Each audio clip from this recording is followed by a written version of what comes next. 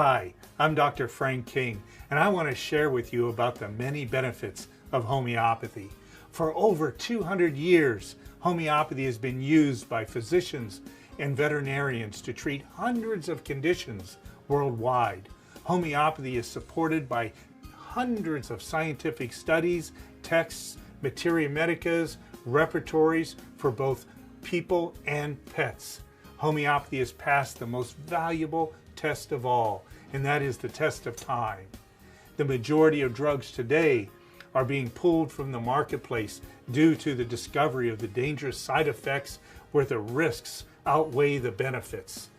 Today, homeopathic remedies are standing strong as the safe, natural medicines for both people and pets, with no side effects, no known negative drug interactions, no risks of overdose, no addictions, no contraindications, and no problems. That's why I created Dr. King's Natural Medicine as your logical first choice.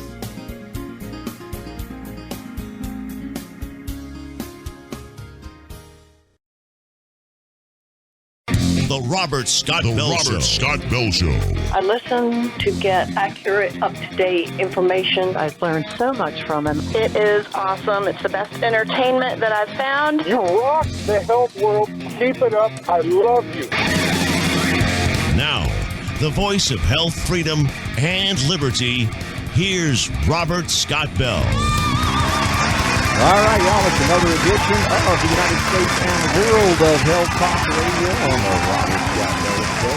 Special edition, we call it, on Thursdays, the Sacred Fire of Liberty. Now, because I'm sort of traveling, you can't tell that I'm doing that because I'm sitting in my stool in my studio, coordinating these things often with Jonathan Emore. It's not so easy because he's a busy guy. But guess what? We got my good friend, I don't know how, he's a brother. He really is a brother of mine.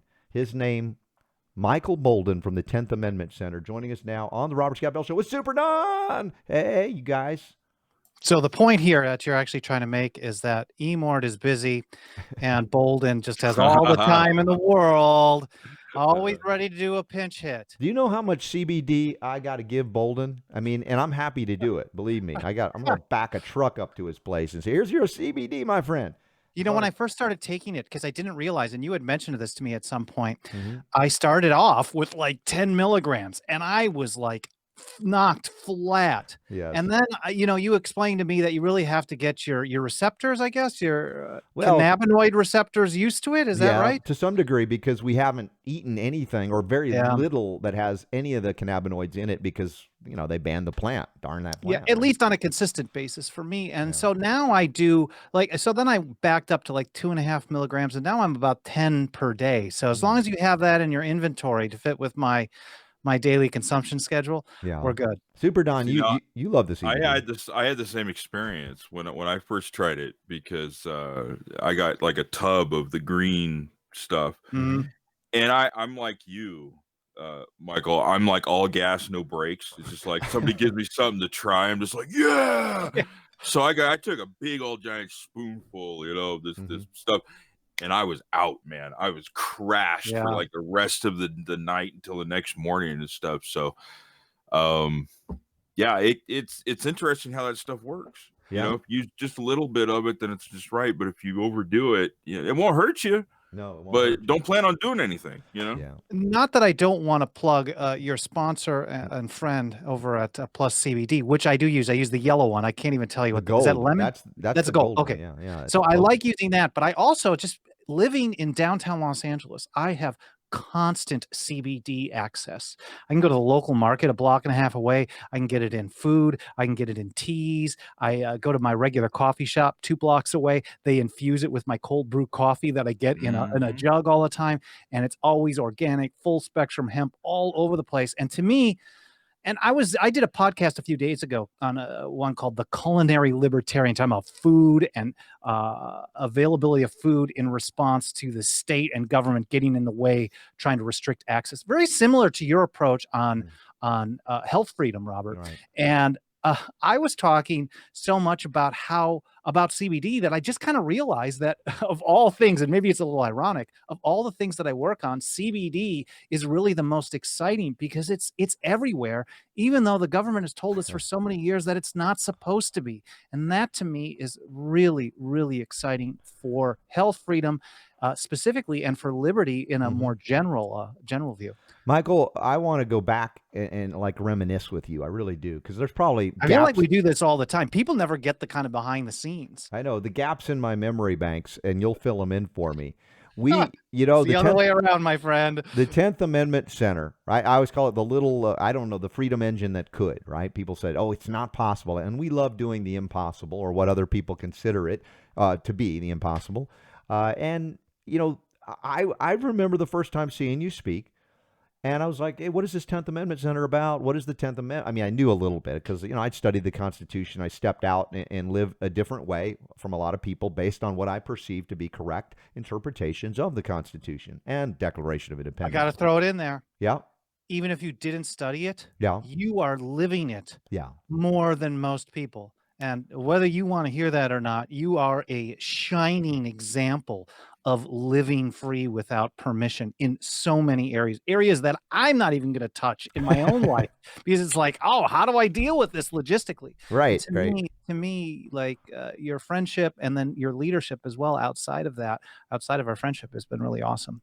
Well, and to again, to your credit, Michael Boldin, you invited me to speak at, I think the first one, was it the 10-10-10 event in 2010 in Orlando? October 10th, 2010, Orlando, Florida. We were doing a tour. I used to be a nightclub promoter. So before I got into this whole kind of liberty world, this activism, I really started my activism as an anti-war activist in the early 2000s. But for many years, I was a club promoter. I was promoting music events. And so I just kind of took what my longtime experience had been in doing live events. And I thought, you know what? The marketing's the same. Why not advocate liberty with the same kind of approach? And so we brought all kinds of different people from different walks of life all into one place and gave them a message that I think, well, hopefully was helpful to them. And that was the first time. So, and you had spoken at a number of them. The Kansas City one in, I think, 2011 was one of my favorites. Oh, yeah. I think that was in a theater style room, if I'm not mistaken. It was actually a public library. Okay. It was a theater style room, like a full stage at a public library in Kansas City. But we were doing this whole thing kind of like a tour. We even made tour shirts. Yeah. Like Nullify Now, Philadelphia, Jacksonville, Kansas City, Chattanooga. We went all over the place. But I'm not touching a live event like that again. But you not know young what? anymore, my friend. It created such incredible memories that, you know, I just look back on so fondly, and we made friendships there that I think will last lifetimes. Yes. And I remember doing silver shots from the stage, and that was in Kansas City. That was awesome. Yeah. Did you do one in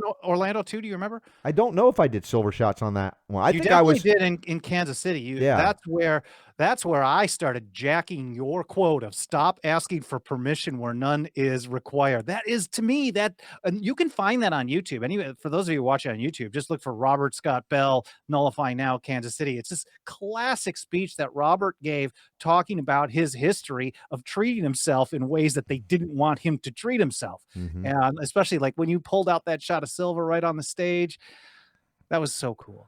Yeah. Well, I think about learning these principles. And of course, for me, as you know, my motivation primarily was because I wasn't well for my young life and I wanted to be well. And when I found out the doctors who are officially licensed and sanctioned by government had no earthly idea why I was sick, so how would they know how to get me well? I was either like, well, I just keep doing what they say or find another way.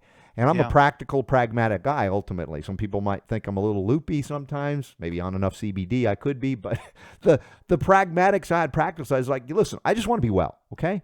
Government doesn't have the idea. They say that you can't do it. I'm going to find a way. And, of course, those concepts that I studied, again, I don't know every word in order. I can't recite the Declaration of Independence. I haven't committed these things to memory, although I have studied them. If Emord was here, he'd probably blow us both out of the water and just read the whole document from his brain. I know. He knows it so well. But at the same point, like you said, like you intimated, it's the spirit of the document. What is this document about? It's about defense of liberty. It's about limitation of government that would normally grow to encroach upon that liberty. Throughout history, governments have been that. And I thought, I guess it's not popular to live it as much as it is to talk about it. Yes. And so I had to live quietly. And I've talked about some of the things that I do sometimes, but I don't go right out. I think it's too much for people still today. But I think ultimately we're going to have to go there because there is too much reliance or too much allowance of the government encroaching upon our individual sovereignty. And I talk about it very often from a spiritual perspective. I think the founders were very spiritually connected individuals. I'm not talking about it in terms of a 501c3 church, religion, or mosque, because even that, I believe, violates the Constitution. Religions don't have to ask permission of the government. Yeah. It's right in there, right? My organization specifically, 10th Amendment Center, which has been around since 2006, I started as a one-person blog. My thought was, oh, these Bush criminals, Cheney. I mean, if there's anybody who was ever a lizard, Dick Cheney is the guy who would have been a lizard, or still, I don't know, he'll live forever, this guy, right? Yeah.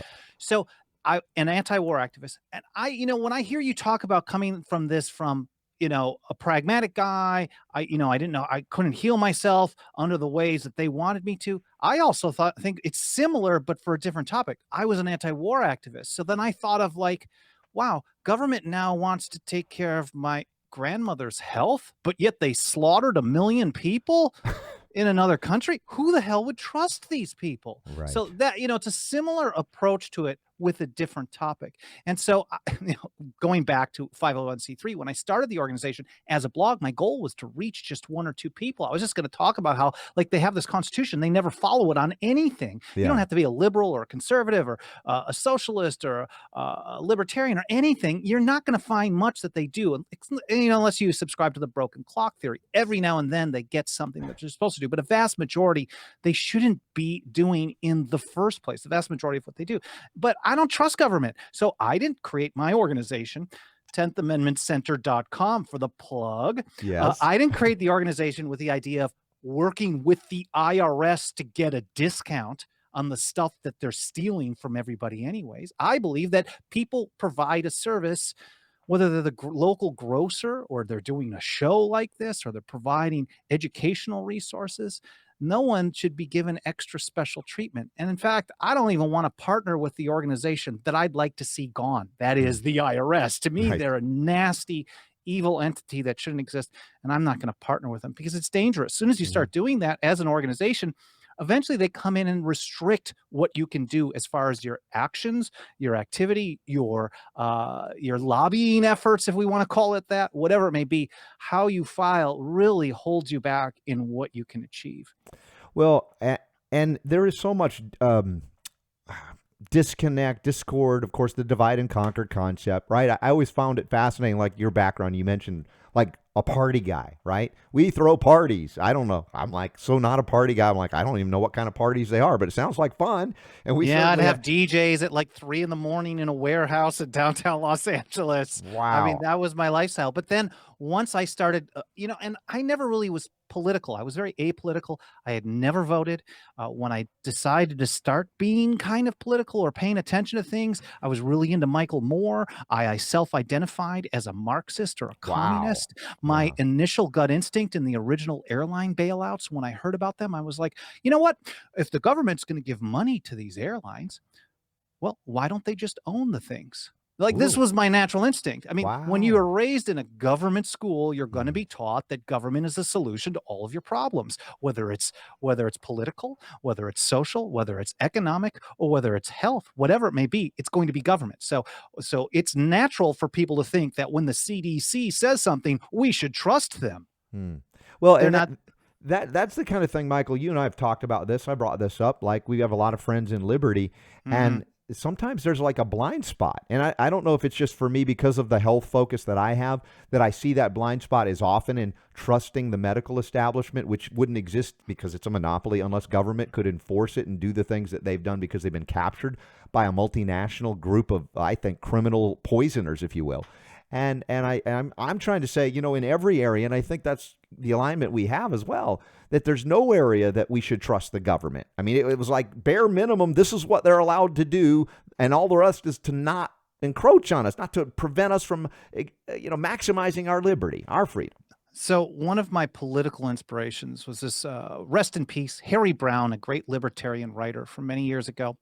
And he used to, and I don't have the statistics, but he used to talk about in his old radio show that was on GCN back in the day, but in his articles and books, and I think it's still harrybrowne.org, BROWNE.org. You can still probably find this stuff, but he'd talk about how the FDA kills their policies of not allowing people to try new things, for example. Basically, they're interfering with the market. They let people die. The federal government blocking access to treatments. And then if you just think about CBD, cannabis, THC, all the years that this has been put into either a black or a gray market means it has never been able to get the institutional money behind it to do research. All the decades that we're behind in the research on what it can do to heal. And Yeah. I've heard people say that, THC doesn't just deal with cancer or put it at bay. In many ways, I've heard people talk about how it actually eats cancer cells, but this couldn't happen. People can't do that kind of research. You talk about peer-reviewed research on vaccines. Think about how all the years that people have not been able to do research on an illegal substance because the feds are going to come in and get them. Right. So it's important to actually recognize that through their prohibitions on various things, we can't learn as a people what works and what doesn't. And that brings me to another great memory. I think I was getting to this earlier. The first sorry. No. You're getting me rambling on Listen, stuff. So. this is great. I just like going back and remembering the first time I heard you speak about the 10th Amendment scenario. And I know what the 10th Amendment says, right? I could pretty much, that part I know, but the way you presented it was beautiful. And it's like, this is about, and I know that you know your audience too, if you're going to certain audiences, but you make sure you're a little antagonistic, make them think, right? Make them a little uncomfortable. But every time I saw you say, it's like, and I've used this on the air with proper accreditation, not that you're needing that, but no, I don't believe in I know. But the point that you would make, I steal your stop asking for permission. Please, all the time. It's not mine. It's my quote at this point. I mean, you can have it. Now, it's what is the 10th Amendment all about? What is this all about? One word, weed.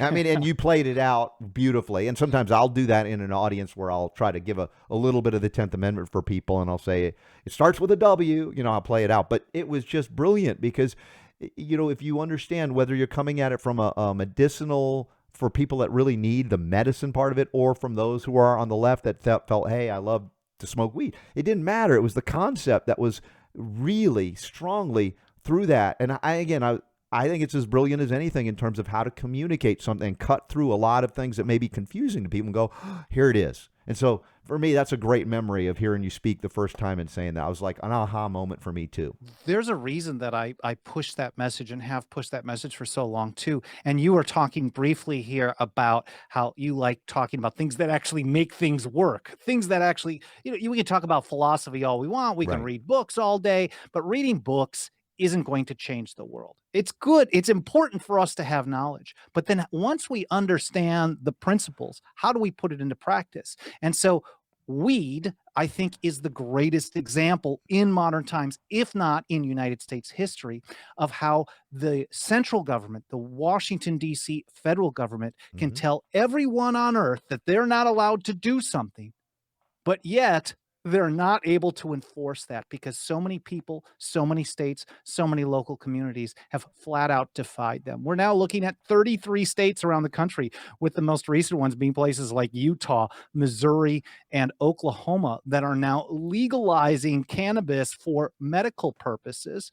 Even though Washington, D.C. at every level, Congress, the executive branch, the judicial branch, all say that you're not allowed to do this. Right. So why not put this into practice on everything? We see it happening on CBD. We see it happening on hemp. And what happened with hemp? So there were 17 states that had legalized hemp without federal permission. And then eventually the feds come in and say, well, now we're going to legalize it. They're basically saying, you 17 states and all you people that are doing these things, now you can do these things that you were already doing.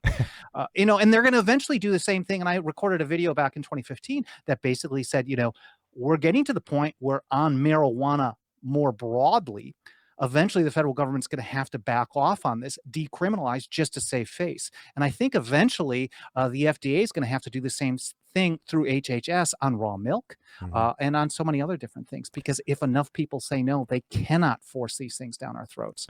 I was covering with Super Don earlier in the week a story about sanctuary cities, and it was one of my favorite topics, right? And it was a sanctuary city that Super Don found related to guns, firearms. Like the feds are not welcome here. It's a sanctuary city for the Second Amendment.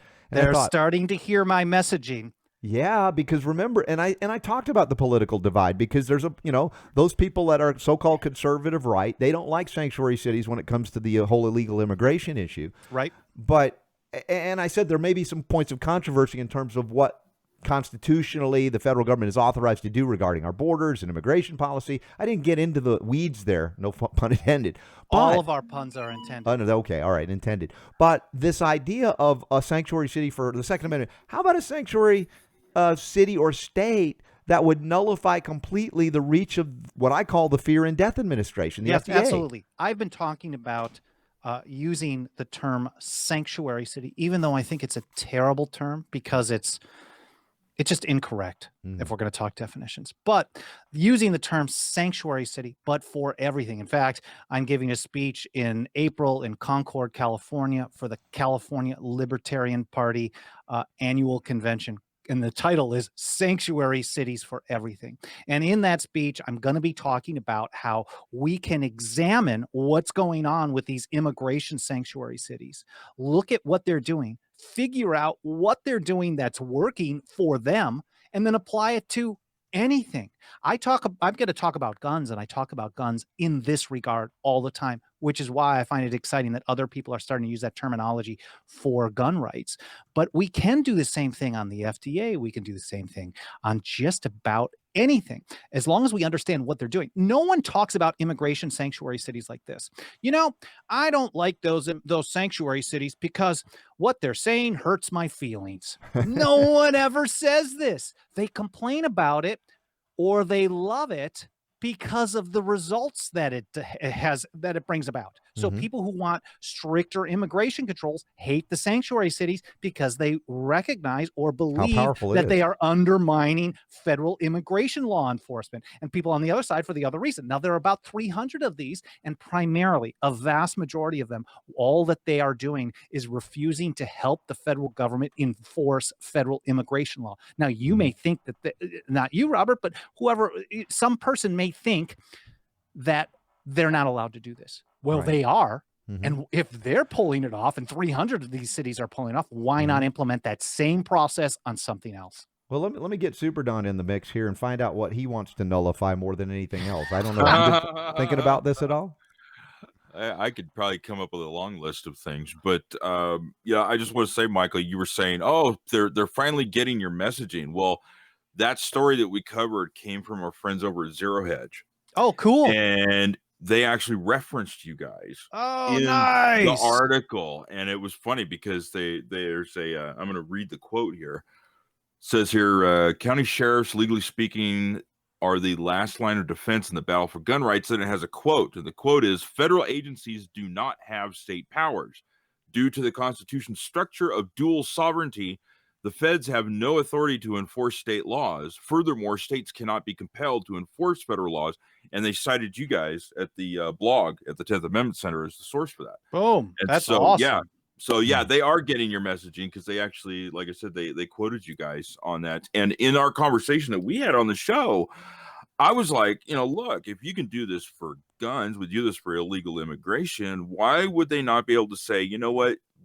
This city is now a sanctuary for people who feel that they have the right to exempt themselves from being vaccinated. Yes. I mean, this is the hot topic right now that's going on, and all the vilifying and the fighting and the debating and all that stuff like that. Why would a city not be able to do that the same as they're doing with the illegal immigration sanctuary cities? Well, there's some layers in this, and I don't know how nitty gritty you want to get into it, but there are some layers. The relationship, the primary issue is the relationship between a locality, a county, city, a school board, whatever it may be, a political subdivision of the state. In some areas, they have home rule, so they have a little more autonomy. But the relationship between a locality and the state government is different than the state government and its locality or political subdivisions and the federal government. So the federal government cannot compel the states or its agents, its political subdivisions, to enforce federal acts or regulatory programs. But states, in many cases, and probably most, can compel the localities. The problem then comes in if the feds are feeding money to the state and then the state is creating a mandate on the localities based on state law, then you have some very difficult layers as far as how you can opt out of that. Now, if it's directly from feds to states, so for example, a lot of people in the last few years have been concerned about local police becoming militarized under the DHS 1033 program that hands out military hardware, sometimes tracked vehicles, armed drones, things like that to localities. But this goes directly from DHS to the localities. And it's very simple in law to be able to pull off opting out of that. You just say, we're not going to participate anymore. Now, if it's a state mandated program, then it's a different story. So you have to really kind of dig deep into where the vaccine mandates are coming from. They're more difficult to deal with when they come from a state level than when they do come from a federal level. Well, at least strategically, as far as being able to bring them to an end. And Michael, interestingly enough, on that nullification on that local level, which, ultimately to nullify on an individual level is what, I remember Tom Woods talking about that, the concept of nullification into everyday life, everyday vernacular, right? Practice it. But there in Maine, they had these food freedom ordinances, telling there's food sovereignty towns. There's about 4 dozen of them where they are basically opting out of state regulations on direct-to-consumer sales of food. So because, again, like the Wholesome Meat Act of 1967, this is something that has caused the amount of meat producers in the country, in my view, to go from about 15,000 down to maybe like 3,000. They've centralized, made basically a federally directed kind of meat supply. Well, the feds' enforcement on this is primarily run by the states. So when the localities are saying we're not going to participate in state inspections, then they're basically saying we're not participating in the federal one at the same time. Now, I don't have as much research under my belt on the vaccine issue, and I know this is a big one. This is one I'm trying to research and understand more and more. I would like to be able to connect the dots like this, because once you can figure out where the money is coming from, who it's going to, and who is doing the mandating, then you can actually come up with an effective strategy to stop them. And in Maine, these the food sovereignty ordinances have been passing with great effect. 4 dozen of them. Yeah. Eventually, it's going to be the whole state. All right. Well, listen, you're making me hungry. You'll talk about food sovereignty. I want to take a quick break here. When we come back, we'll go more into maybe some more storytelling of the 10th Amendment Center's just humble roots and where it's gone, because as we find Michael Boldin and the crew, there are a number of folks that are contributing regularly, including Mike Mahari, who we've had on this show, have been featured or quoted in major mainstream press. And we'll talk about how they get it right, get it wrong, or is it neutral now, where that's going. So stick around. We got a lot more healing to go of a sort of political nature, but a principled, limited government nature here on the Robert Scott Bell Show. We'll be right back. Check out a sweet offer that my friends at Better Way Health give. This is an immune boosting supplement that you can't get anywhere else. Beta-glucan activates and enhances your immune response to invaders. These things are brilliant for modulating the immune system. Someone has a need for help in supporting their immune system, I'm looking at the glucan product. It's amazing, and there's been an enormous amount of research done on this. It's the most studied immunomodulator on Earth, with over 14,000 published studies referencing beta-glucan, and it's currently being tested in roughly 100 clinical trials. If you like your dietary supplements with validated science, there's nothing that has more behind it than the beta-1,3-D-glucan from Better Way Health. Probably the most heavily researched substances that I'm aware of that modulates the immune system. It rebuilds your immune system. Consistency and quality are everything. Here, you want to see my supplement drawer? Here it is. Get ready. I was putting together my research and I tripped on this supplement called beta-glucan. There it is. It's very small. I take beta-glucans, immune booster. You don't have to worry that you're overstimulating the immune system. We have been just amazed. I take like 2 a day from Better Way Health. It's been tested against about 36 other immune boosting products and found to be superior. If you have an immune system or you want one, beta-1,3-D-glucan, that transfer point is very unique. It's going to get the results that you're looking for. I support it and I use it. Better Way Health, I got to tell you, you can spend more time, you can spend more money, but you cannot get better service than you're going to get from those guys down there. They are truly 24 karat.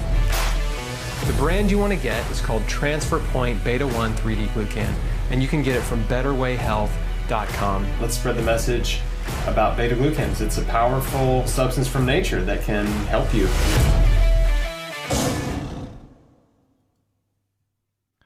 All right, back at it now on the Robert Scott Bell Show. We are a special edition here.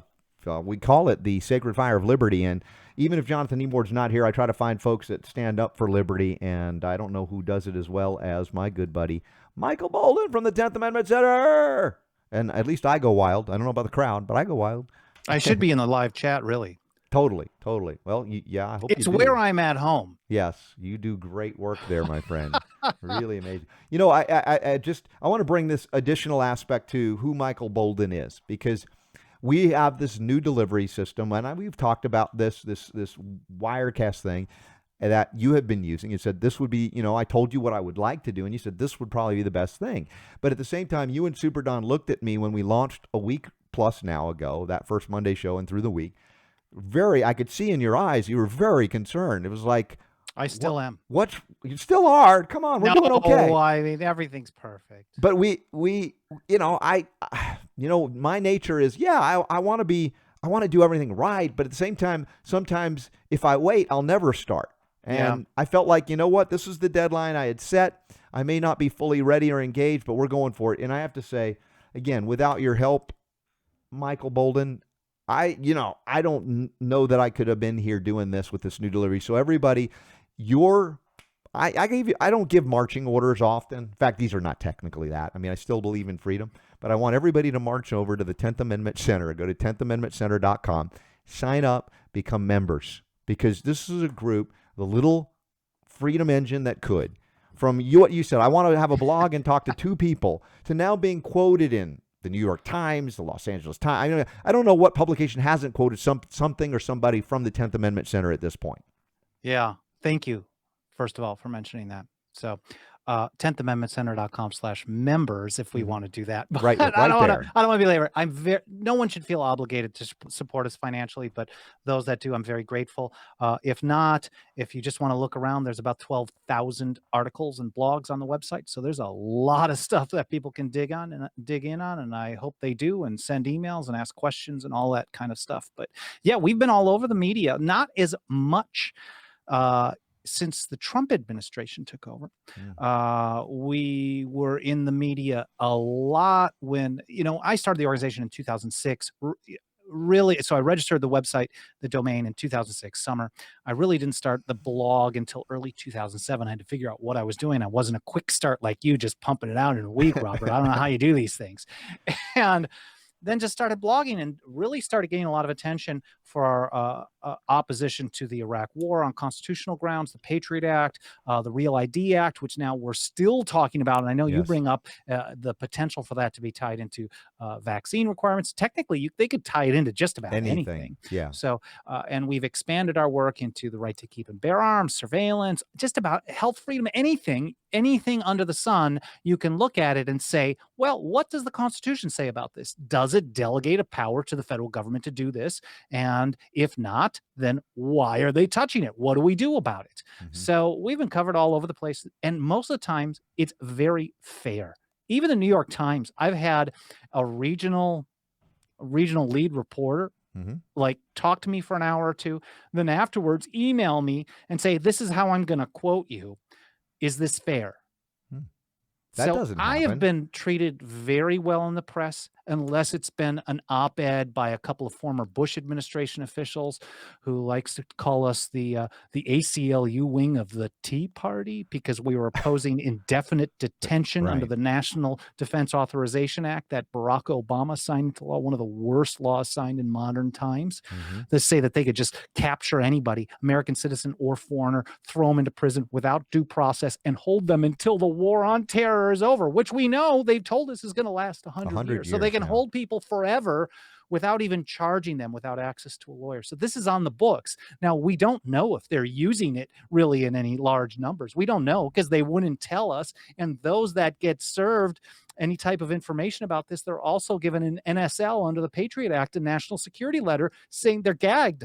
They can't talk about it, or they go to jail as well. So all this kind of stuff is on the books, and we oppose it no matter who's in power. So when Bush was in power, we opposed anything that he did outside the Constitution. When Obama came in, the same that happens under Donald Trump. And I don't think a lot of the left-leaning media, at least the mainstream media out there, that's interested in attacking Trump wants to talk to us these days, because while we oppose a lot of the things that they're doing in Washington, D.C., we don't really talk about who the leader is. If we're talking about those principles, it's going to make the next Democrat president look bad too. So I don't think they want to give us the attention these days. I think they now know. I mean, of course, if it's a Bush pseudo-conservative, they didn't like it because, the opposition to Patriot Act, Gulf War, all of that stuff, the Iraq War. But it's one of your sayings. I know I've seen it written. I've always try to retweet it every time. I probably ripped it off. Oh, no, I don't think so. Whatever it is. You tell me. Less Democrat, less Republican, more Constitution. No, that one's mine. Yeah. No. And if people want to know, what is this about? It's not about whether you're part of a party or not part of a party. It's, again, that third element of what I just said, more Constitution. Let that be the guiding document. Whoever, left, right, center, doesn't matter. Whoever violates it, we're going to point that out. And I think that's, again, the principled integrity with which we move forward, hopefully all of the time here. But when we do the Sacred Fire of Liberty, I like to focus on that, the reason for these things. Well, I think the problem with most Democrats and Republicans, primarily in the political sphere, but a lot of their supporters, is that they tend to want what they want, not for their neighborhood, not for their family, not for themselves, not for their state, but they want to get the U.S. federal government to force their views on everybody.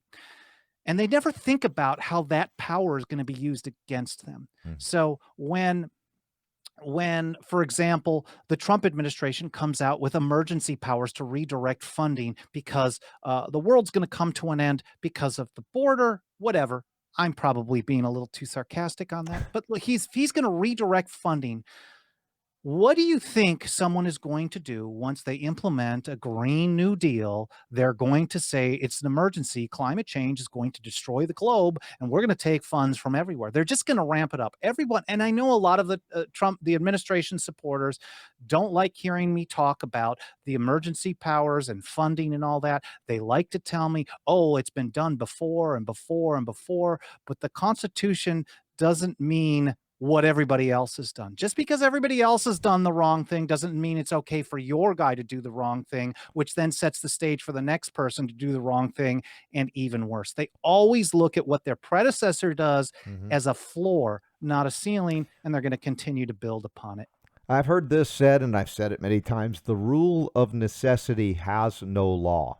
Right? If they can say it's an emergency, then people go, well, it's an emergency, right? And of course, depending on unvaccinated children will be an emergency. Exactly. For sure. And that's the way I see them implementing Real ID, to the extent that they have, apparently the way the law is written, the head of Department of Homeland Security can basically add things to the requirements because it's an emergency. And Congress, where's the oversight? They've long since given up on that. So our friend Jonathan Nemor talks about a bureaucratic oligarchy where they've invested all three branches of government in the executive branch through these agencies playing this out. And I think that's another element of that. And we can see historically, it didn't matter whether it was a Republican president or a Democrat president. For the most part, you see more and more power vested in to that executive branch oligarchy. There's a $22 trillion national debt. $22 trillion. Things that can't go on forever don't. There is no way they can continue to keep this thing afloat forever. Period. And you don't get to $22 trillion because one team is a bunch of good guys and the other one's a bunch of bad guys. They're all terrible. None of them should be trusted with anything, especially the most important, most difficult, most divisive issues of our time. And in fact, that's the way the whole system is set up, recognizing that when you've got a large landmass with a lot of different people in a lot of different regions, you're going to have people with different viewpoints, period, different histories. And people here in Southern California should not be forced to live how someone in South Carolina says they live, and vice versa. I'm not trying to tell someone in Montana how to live, or in Utah, or in Texas. And that's the only way. The Constitution is a set of limited delegated powers, basically a big defense umbrella, and then all the most difficult and divisive issues are left closer to home towards the individual in each state, so you can all live together in peace. When you have this one-size-fits-all idea or mentality on everything, sooner or later everyone's unhappy, and I think if we're not already there, we're pretty darn close. Now, going back some of the history here, one of the things that brought people to liberty in this lifetime was a guy by the name of Ron Paul. I learned about him in the 1990s when he was a Texas congressman, obstetrician, whatever. And I was studying intensely the Constitution, the history, and I kept getting reference. You got to check out this guy, Ron Paul. This was, I guess this was after, because he ran for president back in the 80s, right? Yes. And so it was in between that time frame. He left and went back into his medical practice, then came back, and he sparked really a revolution with the LOVE in it. I love that. And that opened up, and I have a lot of listeners that comment to me that was also an awakening for them, where they fell prey to the left-right thing, and libertarianism was something that was intriguing, and then how did it manifest in a way that could spark something? And so a lot of people go back to that. Yet you get criticized, the 10th Amendment Center does, from both the political left, political right. Right? On one level, if the leftists want to come after you, they'll say nullification is racist, for instance. Well, they only do that when their team is in charge. They're not calling us racist these days. And in fact, I have found many articles, whether in the Atlantic or a number of other Los Angeles Times, that could have been written by me. Wow. Because they're talking about our principles. Right. In a defense of immigration sanctuary cities. They've even talked about, I think it was the Atlanta, maybe Slate early last year, they had an article talking about the history of nullification against the Fugitive Slave Act, which I cover regularly on our website. And we've done tons of videos and articles on this because they want to back up something that they support today. Now, when Obama was in office, I got listed as one of the 30 extremist leaders of the radical right by the Southern Poverty Law Center. They have a profile page up on me because they said, oh, okay, he associates with bad right-wingers, so therefore he must hate the black man that's president. But they don't acknowledge that I'm anti-war, anti-drug war, and to think that my viewpoint or our work has anything to do with the race of the person that is sitting in the White House is absolutely absurd. But they don't like you opposing centralized power when their team is in charge. The same goes for the right. We get tons of opposition from mainstream conservatives these days because they don't like hearing anything that Donald Trump does may be unconstitutional. Like, for example, signing a 6-year extension on the Patriot Act, giving us more surveillance than ever. Like, this is disgusting. They shouldn't be doing this. And we're going to oppose it no matter who's in charge, no matter who's doing it. Because when you talk about doing something that's right, you're not doing something that's right or wrong based on who's sitting in a chair. What's right is right, no matter who is doing the opposition to it. Well, it's leading with principles. And that's not typical, certainly not in politics for the most part. Again, I come back to Ron Paul, which was so unusual. Oh, yeah, right. I skipped right over that. Oh, that's okay. I kind of went into the criticism stuff that was coming back. But again, living examples. I referenced this, Michael, coming back to my journey into health. Before I got into all of this, the Constitution even. It was about my body's Constitution I had to learn about. And, my journey was by applying the principles that I didn't know because government indoctrination centers don't teach them, right? Allopathic medicine is pretty much pharmaceutical medicine monopoly. And I had to find out, hey, what actually works? And I followed these principles. I applied them to my body. I was like, hey, I wonder if they work everywhere, right? Not just here. And principles are principles because they work everywhere. Yeah. And that's what I saw in Ron Paul as a physician, but, as a statesman, a politician. He said, you know what? These are my principles. I do not stray from them. If I find somebody that shares even one of those principles, I'll find a way to work with them on that. And I said, this is a real living example. This is a masterful example of what is potentially could be a reality, but so few people will do that. I don't know where to go with that, but that's awesome. Well, I don't know. Maybe you have a story of how. No, I don't have any. Nothing. No Ron Paul stories at all. Not even. I mean, I got to speak with him on stage once. I've met him at events. Yeah. Always been very nice. He interviewed me once. Yeah, really cool. He was also very inspirational for me and my work as well. But I definitely also came into this type of activism before those presidential campaigns like you. So Right. there was already a foundation built. A lot of people who came in on the presidential campaign, though, left once they were gone. And I think that's very unfortunate because there is nobody coming in on a white horse to save us. There is no one. That's why we have to learn individual self-reliance, working with our communities, working with our neighbors, working with our states, because no one in Washington, D.C. can fix something with a $22 trillion national debt. It is not possible at all. And I like to think, I'm always reminded in this type of work of a great quote from John Adams. I wasn't a big fan of him in his later years, but in his early pre-revolutionary days, he was incredible. And I think it was like 1763, he wrote an op-ed basically. And he said that he would argue with both parties and quarrel with every member of each before, what he said was, before he prostituted his tongue or pen to either. In other words, I'm going to argue with all of them. I don't care. I'm going to do what I believe is right, no matter what any of you say or think. And that, really, that's how I run this organization today. We don't rely on big backers or anything like that. We're very grassroots. Meharry, myself, other people like Dave Benner, TJ Martinell, we're basically all working at home in our boxers in a spare bedroom. So we're going to keep doing this. They can't shut us down because we're not, I mean, I guess I shouldn't speak too soon, but we're going to do what's right, what we believe in, no matter what. Well, those principles guide us. They guide you. That's why, again, I call you my brother, your family to me. And there are people out there. We're not the only ones. That's what we found out through your work, because you've brought a lot of people together to recognize this. And I think about what you just said in that last segment here. There are no, I'm just going to say it this way, there are no political saviors.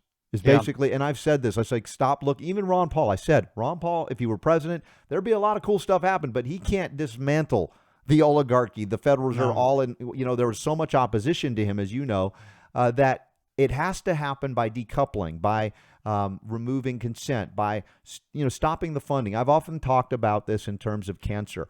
You got a number of ways you can knock cancer out in your body. One of those ways, which is the allopathic pharmaceutical way, is to poison the body and play a game of pharmaceutical chemotherapeutic chicken, right? Will your cells survive the onslaught? You're going in full bore, head on. Are you a Gerson therapy kind of guy? I acknowledge the role of the Gerson therapy that is workable. Certainly the coffee enemas are very important for, if you're aggressively going after cancer, you've got a lot of debris and toxic stuff dumping into the system. So getting it out fast is going to be the difference between life and death. We talk about selenium, of course. So, to take you have to go out of the country to get Gerson. If you want to go, if you wanted to go to a treatment center, you either have to go to Mexico or Eastern Europe. Yeah. And I Thank you, FDA. How absurd is that? That you have to leave the freest country, right? Very funny. Freest country. To try a different treatment method. And so, that is a great example of how they drive people to death. Right, exactly. And even the right to try, which I give Trump props, although it should never have gone this far that they would have allowed the feds to do that, to prohibit Keep in mind, 35 states already had right to try laws on the books.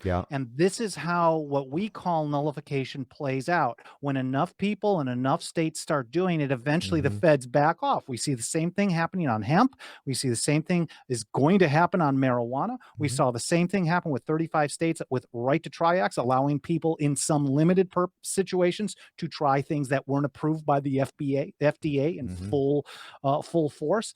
And we're going to see eventually the same thing happen with CBD and raw milk, whether they want to or not. Yeah. So coming back to the cancer analogy.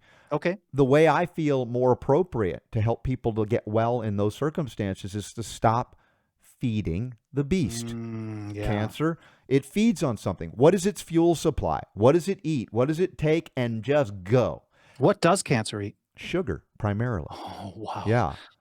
So you find Processed is even especially, worse. yeah. And you find that the way that cancer cells can get sugars, of course, if you feed it refined carbohydrates, high sugar diets, which a lot of people do. Even you go to a hospital, you get chemo, and they give you Ensure, which is pure corn syrup, right? Oh, wow. So they're feeding it while it's insane. So I say withdraw the food supply. Now, I'm not saying it's the only thing, but that's a significant part. This is why people are going keto. But I also talk about chromium, the right minerals to help the body utilize sugar so that the cancer cells can't get it easily. Huh, that's amazing. So now let's step back, Michael Boldin, and look at the federal beast. How best can we do it? I know we got guns, right? Are we going to say, hey, let's storm D.C.? It's like, is that a suicide mission? No, I'm more on the Rosa Parks mentality. No, exactly. It's just, even if you're into that, it's not going to succeed. And I'm not advocating bloody violence. They have bigger guns. Yeah, exactly. So the point is, what do? How about you find out what is its food supply? How does it sustain itself? And then don't participate in that. Withdraw subtly, little bit at a time, or completely. I saw an interesting thing recently. A man won a court case. Did you see this with the IRS? Because of I believe it's the abortion issue, that his money could not be guaranteed, that it wasn't being used to fund termination of babies, that he's put the IRS on notice every year. Really? 8 years. And he won in court? He won in court, yeah. Wow. You got to send me a link on that. One thing that I always refer to, and this is part of our strategic approach on everything. James Madison in Federalist number 46, he went through a set of 4 steps that people and states should take if they want to undermine or evade and defeat a federal program. Anything that the feds do can be evaded and defeated using Madison's 4 steps. This is the father of the Constitution, or so-called, and this is what he told us to do. One of those 4 things was a refusal to cooperate with officers of the Union. Both individuals and states and their officers should do that, and not one of his pieces of advice was actually vote the bums out. It was literally all on a state, local, and individual level, primarily backed up by refusing to participate. Civil disobedience, nullification, whatever you want to call it, Rosa Parks, anything. I don't care what you call it. Just stop participating in their programs, in their regulatory schemes, and that's how you put them to an end. According to Madison, and we see it playing out with 33 states doing this on cannabis. It clearly works. With 300 cities doing this on immigration, it clearly works. Why not apply it to everything else, or just one thing that's important to you? Because I think, the more that the Federal Reserve destroys the value of the dollar, the harder it is for us to have more and more leisure time. The harder it is for us to be able to have time and energy and the resources to fight against the largest government in the history of the globe. So just pick something, one issue that's important to you, and use that strategy to advance the issue that's most important in your life. Couple of minutes left here. Everybody go to 10thamendmentcenter.com/ membership? Oh, I was going to say /report, because that's where you're members. going to learn the most. Okay. We have an 80 to 90 page free downloadable annual report that talks about our entire strategy, all from the founders, all the principles. You can sign up for a member on that link as well. So if someone wants to financially support, but I really want people to learn how this is done in far more detail than what I'm talking about. And then see, there's dozens of pages showing how it's being put into practice on various issues, from surveillance to the right to keep and bear arms, raw milk, health freedom, all kinds of stuff. And people can learn a lot and do a lot starting at that link. All right, I want to show y'all as we're wrapping up here visually. If you don't go, right, you're watching, you don't go yet, I want you to see what's there. And here's the page to support liberty. Join the 10th Amendment Center, and you can see different options. You will be a card-carrying member like I am, 110% 10ther, TAC membership yearly, 5-year, lifetime memberships. Y'all are moved. If you're moved like I am by Michael Boldin, you want to support this. It's quite extraordinary, and I wanted you to see it, and we have it linked up in the show notes thanks to Super Don. There's all kinds of things you can read. As you said, there are articles. In fact, I can just go back and show you this. This is just a few of, you said thousands of articles, Michael, that are now available. 10 or 12,000, something like that. And again, you want to engage intellectually in this. You might not agree with everything you read, but that's not the point of If this. anyone agrees with everything that they've read on my website, I don't agree with everything there. There's a serious problem. Yeah. No, don't agree with everything. That's bad. And that's an important point here. That's like at liberty, again, as you pointed out, the people of South Carolina want to live differently than the people of California.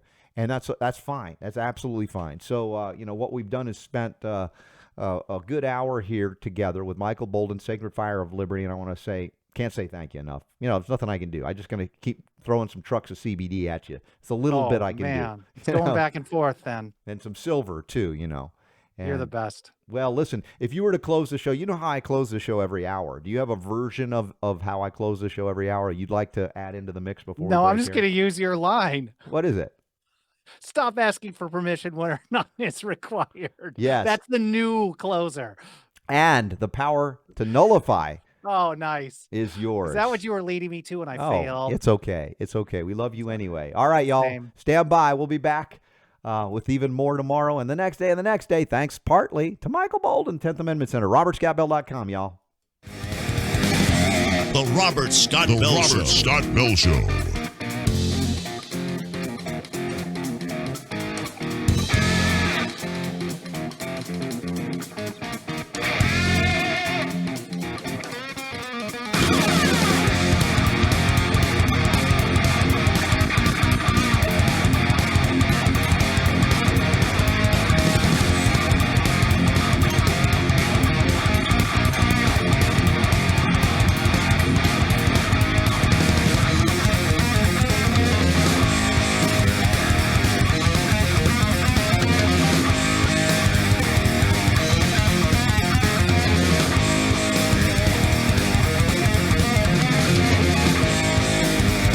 The Robert Scott Bell Show. Today, we live in an omnipresent cloud of charged particles emitted by electronic devices, electromagnetic fields, WLAN, and radio waves. These particles penetrate our bodies and heat the water in our body tissues. Recent scientific studies have shown that this particle flux not only heats the cells in our bodies as if we were in a microwave oven, but damages them as well. At Key Technologies, we want to protect you from the negative effects of such particles, so we have developed the Key Home Cell and other products. The Key Home Cell creates a protective field that works like a filter, intercepting any dangerous particles before they can enter your body. Here we have a partial look at the inner workings of the Key Home Cell. The Key Home Cell generates a charge exchange between the water tubes, thereby discharging free electrons and releasing them into the room. Within 24 hours, the Key Home Cell creates a torus field. The free electrons formed in the torus use their negative charge to bind to the positively charged harmful particles, thereby rendering them harmless to you. The torus field has an effective range of 16.4 feet above and below, and 24.6 feet around the device. The torus field created by the Key Home Cell is transmitted and provides you with protection through the walls of your home. Not only humans and animals are shielded from harmful radiation, but plants and food too. Whether mobile radio waves or WLAN, any particles that come within the torus field can no longer cause any harm to you or your family. The Key Home Cell provides you with all-around protection, allowing you to communicate with absolute peace of mind when using your cell phone or any other electronic devices. The Key Home Cell's free electrons are transmitted into the water through the torus field and repairing the water structure that was destroyed by radiation particles. Water regains its ideal vibrating hexagonal grid structure. The difference is easy to taste and can be proven with laboratory testing. This type of perfect hexagonal water structure is found in fresh spring and healing water and has also been seen in snowflakes. The same effect happens with our food, which also contains water. The Key Home Cell greatly reduces radiation exposure from cell phones, laptops, WLAN transmitters, mobile terminals, and other sources of radiation. The Key Home Cell drastically reduces the thermal stress on your body tissue. It is very fast and very easy. With the Key Home Cell, you will experience a new quality of well-being within your home and more life energy without any unhealthy exposure to radiation.